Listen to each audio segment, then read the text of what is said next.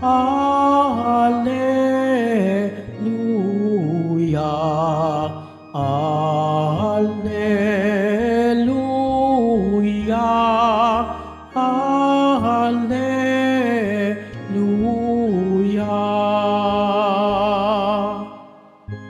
Poon, ikaw ang pag-asa, ang salita mo'y ligaya,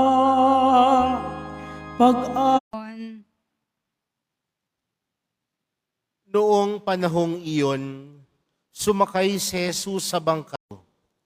Namangha silang lahat at ang sabi, anong tao ito? Kahit ang hangin at ang dagat ay tumatalima sa kanya. Ang mabuting balita ng Panginoon. Pinupuri ka namin, Panginoong Hesukristo. Magsiupo muna po ang lahat. Mga kapatid, tayo pong lahat ngayon ay patuloy na nagtitipon sa pagdiriwang po natin ng banal na misa. Sa atin pong ibanghelyong napakinggan, si Jesus ay sumakay sa bangka. At nung sila ay nasa bangka, isang bagay po ang ginawa ng Panginoon. Siya ay namahinga, siya ay natulog. At kung tatanungin niyo po ako mga kapatid, bakit kaya nung mga panahon na yon, ang Panginoon ay natulog o namahinga?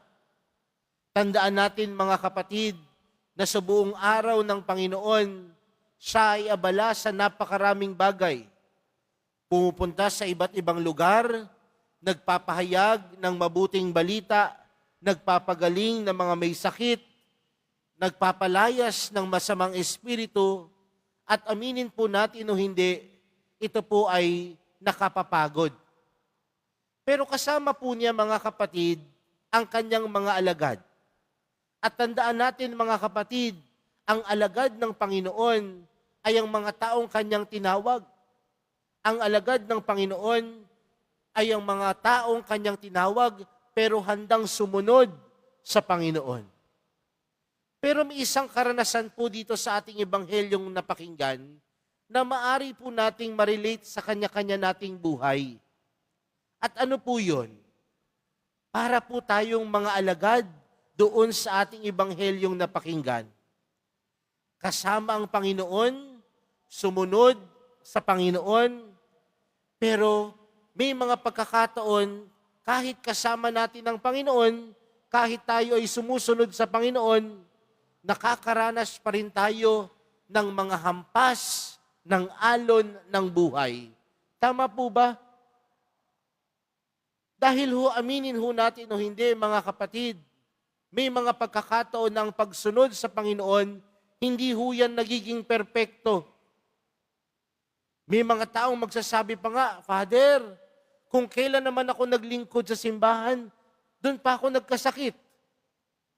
Kung kailan pa ako araw-araw nagsisimba, doon pa ako nawalan ng trabaho. Kung kailan pa ako laging nagdarasal, doon pa ako iniwan ng taong minamahal ko. Hindi po yan magiging perpekto. Pero isa lamang po ang katunayan mga kapatid, hindi man maging perpekto ang pagsunod sa Panginoon, pero ito po ay puno ng pagpapala. Hindi man perpekto ang pagsunod, pero puno po ito ng pagpapala. Mga kapatid, isang bagay po ang iniwasan ng mga alagad sa ating ebanghelyo. At ano po yung iniwasan ng mga alagad?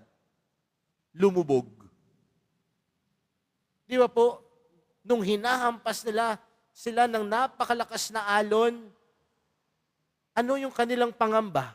Ano yung kanilang takot? Lumubog. Sino po ba sa atin dito ang takot malubog? Marahil marami.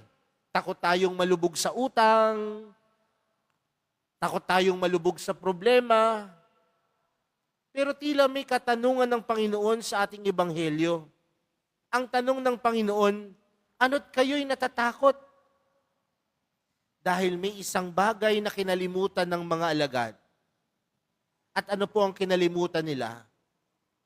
Na lahat ng takot, lahat ng pangamba, lahat ng paglubog, napapalitan ng tiwala sa Panginoon. Tandaan natin mga kapatid, walang lumulubog kay Jesus. Bakit? Dahil laging siya ang unang nag-aabot ng kamay upang tayo'y iangat.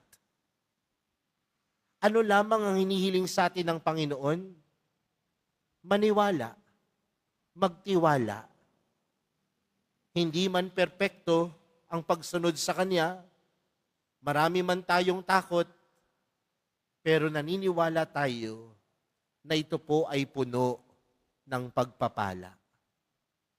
Maniwala ka lamang sa mahal na pong Jesus Nazareno. Magtiwala ka lamang sa mahal na pong Jesus Nazareno. Ikaw ay pagpapalain. Hindi man yan perpekto, pero puno ito ng pagpapala. Kaya nga, sa dulo ng ating ebanghelyo, nagtanungan yung mga alagad, anong tao ito? Kahit ang hangin at ang dagat tumatalima sa kanya.